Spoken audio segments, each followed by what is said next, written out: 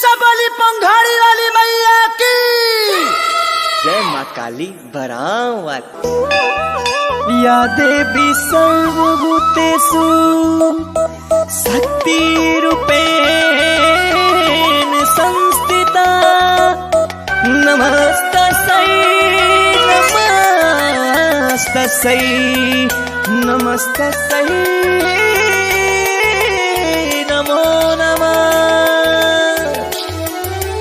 सूरज के लौके लागल देखा ललैया आहो भाग्य घरे सबके आवता हरि मैया।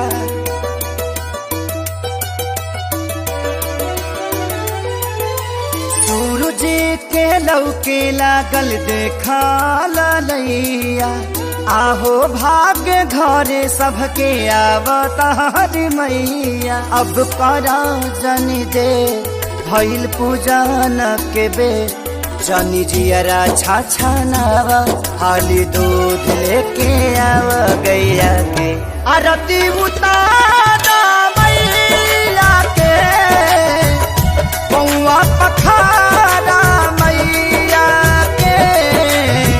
बड़ी भागे आईली माता रानी हो सेवा में खड़ा हो पानी हो।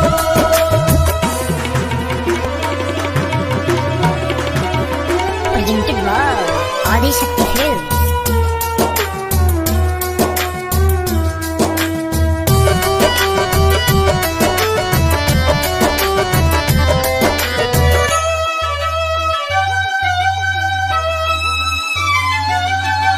आचार से केहू पगरी से तो जब बाहर यही है जौना डगरी से।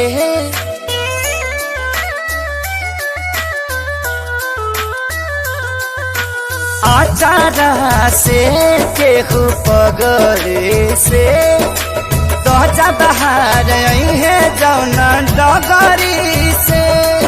अरे सेवा में न कर कमी होके खूबसूरत मम्मी कहे से कि मैया सुकुवारी सुकुवारी सुकुवारी हई। अब करा जनी दे भइल पूजन के बे मालिन के बोलाव अढ़ौल तू चढ़ाव पैया पे आरती उतारा मैया के बउआ पखारा मैया के। बड़ी भागे आईली माता रानी हो सेवा में खड़ा हो पानी हो।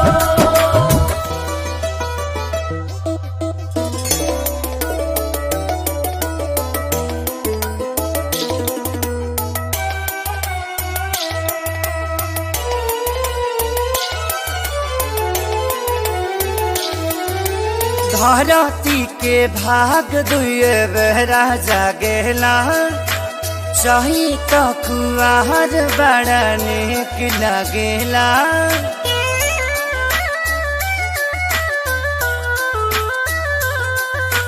धरती के भाग दुए बेरा जागेला चाही तो कुआर बड़ा नेक लगेला। मुस्काते मैया आई गैली रंग नैया बेटा लखले सीखे सारी खेसारी खेसारी के। अब करा जनी दे भइल पूजन के बे पुरैन पात लेके आव छाक लवंग जुटाव जैया के आरती उतार मैया